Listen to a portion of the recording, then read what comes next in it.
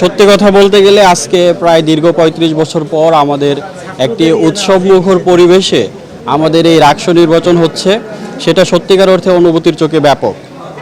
আমরা যদিও 17 সালে আমরা আইডি কার্ড পেয়েছি, কিন্তু আমরা জাতীয় নির্বাচনগুলো দামিভাবে হওয়ার কারণে আমরা ওইরকমভাবে ভোটের কোনো যে একটা উপলব্ধি সেটা আমরা পাই নাই। তো সেই জায়গা থেকে বিশেষ করে বিশ্ববিদ্যালয় জীবনের শেষ দিকে এসে আমাদের যে একটা উৎসবমুখর পরিবেশে রাকসু নির্বাচন হচ্ছে, আমরা সকাল থেকে আনন্দে উচ্ছ্বসিত ছিলাম।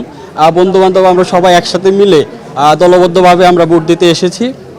আসলে এই অনুভূতি আসলে ভাষায় প্রকাশ করার মতো না। তো সেই জায়গা থেকে আমি বিশ্ববিদ্যালয় প্রশাসন সহ এর সাথে সংশ্লিষ্ট যারা ছিল সবাইকে অসংখ্য ধন্যবাদ ও কৃতজ্ঞতা জানাই।